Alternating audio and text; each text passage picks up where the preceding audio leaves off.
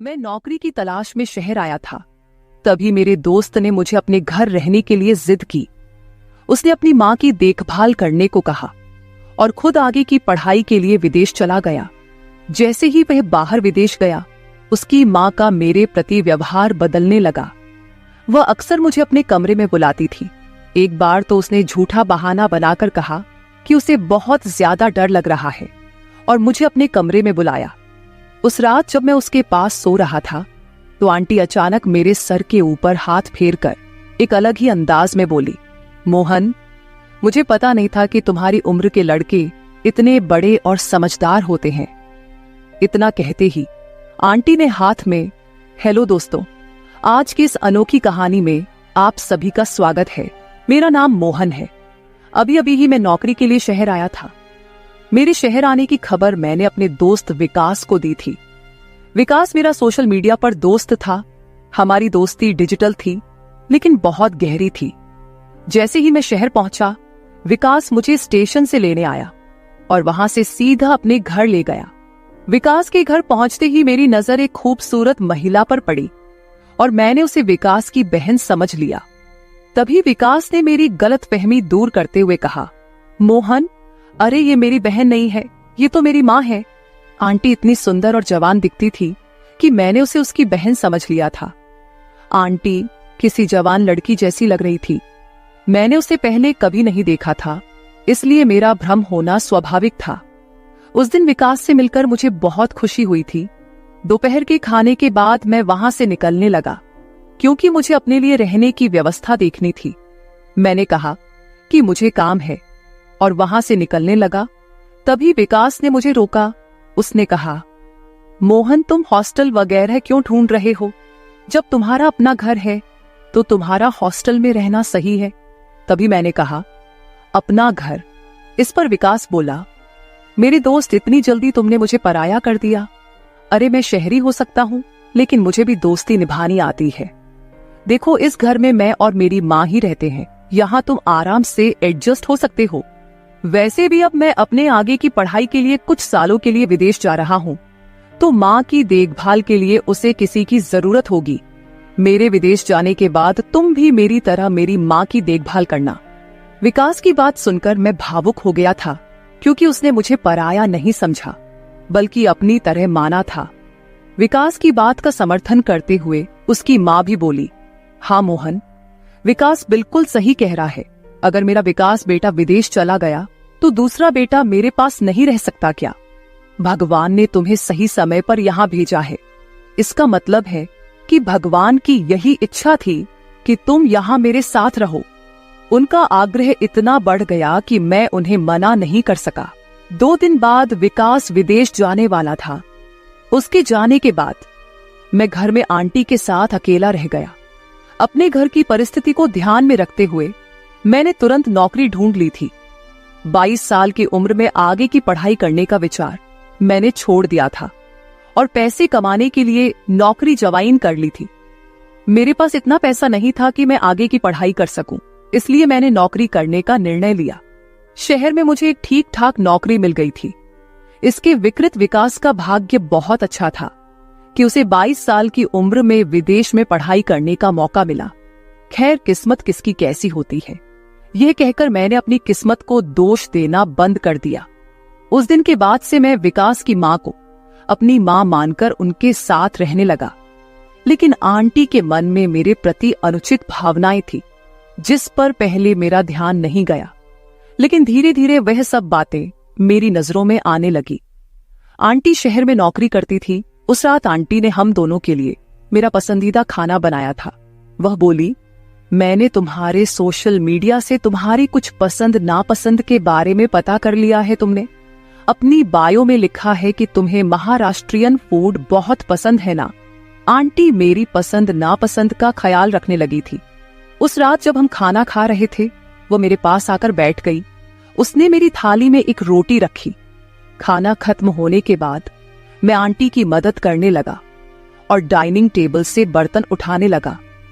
मेरा काम देखकर वो बोली, तुम बिल्कुल परफेक्ट लड़के हो। मैंने कई बार विकास के मुंह से तुम्हारी तारीफ सुनी है और तभी से मैं तुमसे मिलने के लिए उत्सुक थी। तुम और विकास में बहुत फर्क है। विकास कभी भी घर के कामों में मदद नहीं करता, उल्टा वह घर का सामान इधर उधर फैलाने में एक्सपर्ट है। विकास की मजेदार किस्से सुनकर मैं हंसने लगा। हंसते हंसते आंटी अचानक शांत हो गई। मुझे लगा कि उसे विकास की याद आ रही होगी, इसलिए मैंने उनके कंधे पर हाथ रखकर कहा, आंटी अगर विकास की याद आ रही हो तो मैं उसे फोन कर देता हूँ, तुम इतनी उदास मत हो। तब आंटी ने मेरे हाथ पर हाथ रखकर कहा, विकास हमेशा के लिए विदेश नहीं गया है, ये मुझे अच्छी तरह पता है। मुझे अब उसकी याद में शांत नहीं बैठना, बल्कि मैं अचानक तुम्हारे ख्यालों में खो गई थी। आगे वह बोली, मैं सोच रही थी कि तुम कितने परफेक्ट हो।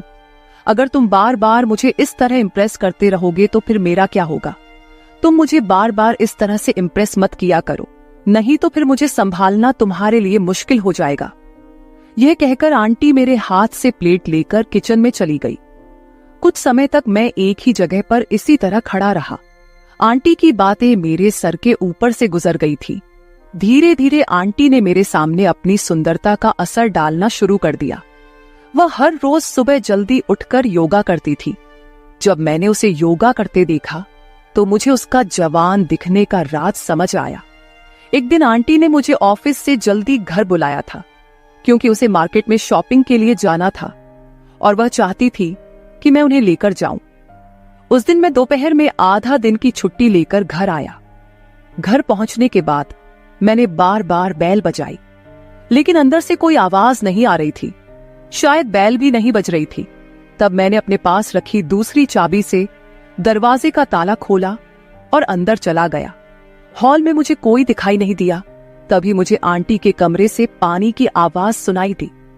मुझे लगा कि शायद घर के किसी कमरे से पानी चल रहा होगा, क्योंकि मुझे जल्दी घर बुलाकर भी आंटी कहीं नजर नहीं आ रही थी। कौन जानता है कितनी देर से पानी बर्बाद हो रहा होगा और अब और पानी बर्बाद ना हो, इसलिए मैंने उस पानी की आवाज की दिशा में जाना शुरू कर दिया। उस पानी की आवाज का अंदाजा लगाते हुए मैं एक कमरे के पास पहुंचा, जहां बाथरूम से पानी की आवाज आ रही थी। मैंने दरवाजा खोलने के लिए हाथ बढ़ाया, तभी अंदर से दरवाजा खुला था। सामने मैंने आंटी को खड़ा देखा, जो पूरी तरह भीगी हुई थी। उनके चेहरे पर गीले बालों से पानी की छोटी छोटी धाराएं गिर रही थी। उसका वह मोहक रूप देखकर कुछ पल के लिए मैं वहीं खड़ा रह गया और उसकी ओर एकटक देखता रहा। आंटी की उस सुंदरता में इतना खो गया था कि मुझे होश ही नहीं रहा। जब मुझे दरवाजा बंद होने की आवाज सुनाई दी, तब मैं होश में आया। मुझे समझ में आया कि आंटी ने मुझे सामने देखकर फिर से बाथरूम के अंदर दरवाजा बंद कर लिया है। मैं वहां से बाहर हॉल में आकर बैठ गया। कुछ समय बाद आंटी हॉल में आई और मुझसे बोली, मोहन, तुम आ गए हो? मेरे कमरे में क्यों आ गए? तुम्हारे कमरे में पानी नहीं आता क्या? तब मैंने आंटी को बताया कि मुझे तुम्हारी आवाज नहीं सुनाई दे रही थी, इसलिए मुझे लगा कि तुम अभी घर नहीं आई हो। मुझे नल के पानी की आवाज सुनाई दी, इसलिए मैं तुम्हारे कमरे तक आ गया। इस पर वह बोली, अच्छा, कुछ समय पहले जो हुआ वह सब नजर की गलती से हुआ। आज मैंने सैंडल घर में दरवाजे के पास रखी थी, इसलिए शायद तुम्हें यह ध्यान नहीं आया होगा कि मैं घर पर ही हूँ। जाओ, तुम भी फ्रेश हो जाओ, मैं तैयार होकर आती हूँ। ऐसा कहकर आंटी अपने कमरे में चली गई और मैं भी फ्रेश होने के लिए अपने कमरे में आ गया। कुछ समय बाद हम दोनों अपने अपने कमरों से तैयार होकर मार्केट जाने के लिए बाहर आए। आंटी बहुत साधारण कपड़ों में तैयार हुई थी, लेकिन फिर भी वह बहुत सुंदर लग रही थी। मुझे उन्हें देखकर ऐसा लग रहा था जैसे पहली बार मैं किसी स्त्री की ऐसी सुंदरता देख रहा हूं। उस समय भी मैं बार बार आंटी की ओर देख रहा था। वह मेरे पास आई और मेरे बालों में हाथ फेरते हुए बोली, मोहन, अरे तुम बार बार किस सोच में डूबे रहते हो? चलो अब जल्दी करो। आंटी की बात सुनकर मैंने खुद को फिर से होश में लाया और उनके साथ मार्केट के लिए निकल पड़ा। जैसे ही वह गाड़ी पर मेरे पीछे बैठी, उन्होंने अपने दोनों हाथ मेरे कंधों पर रख दिए। मार्केट में जहां भी उन्हें जाना था, मैं उन्हें वहां लेकर जा रहा था।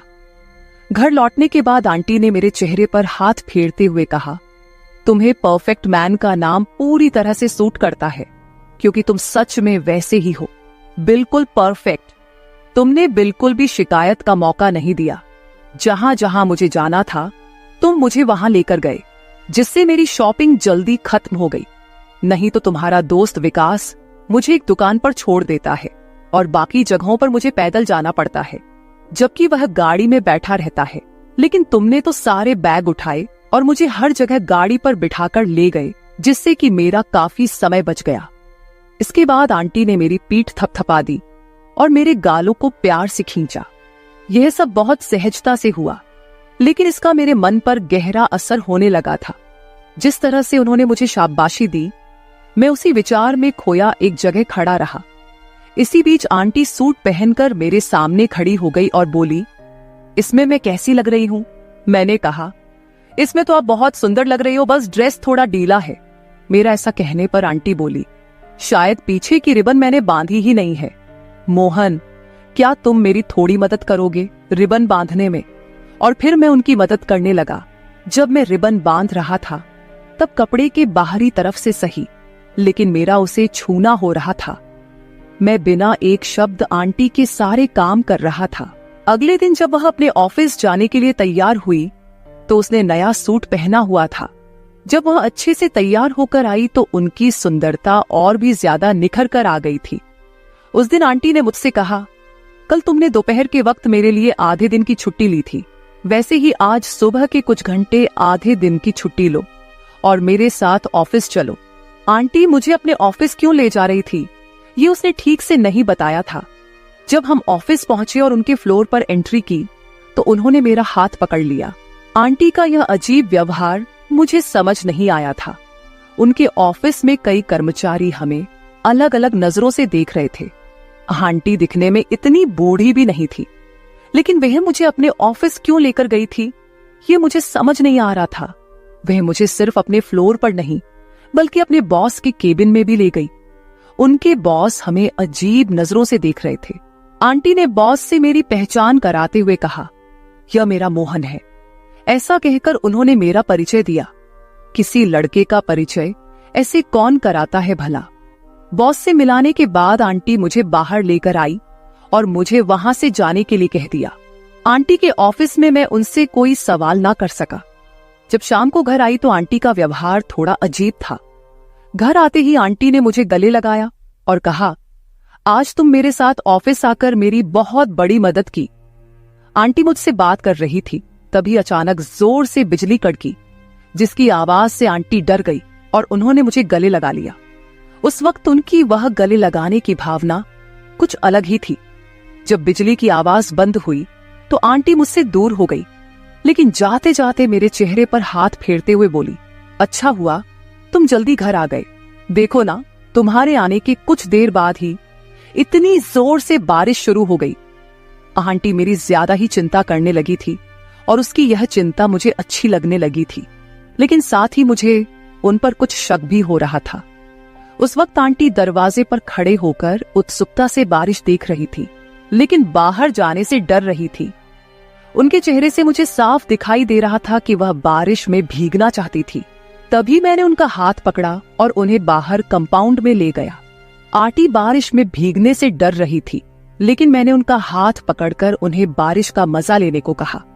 बारिश का आनंद लेते हुए उनके चेहरे पर जो खुशी थी, उसे देखकर मैं भी बहुत खुश हो रहा था।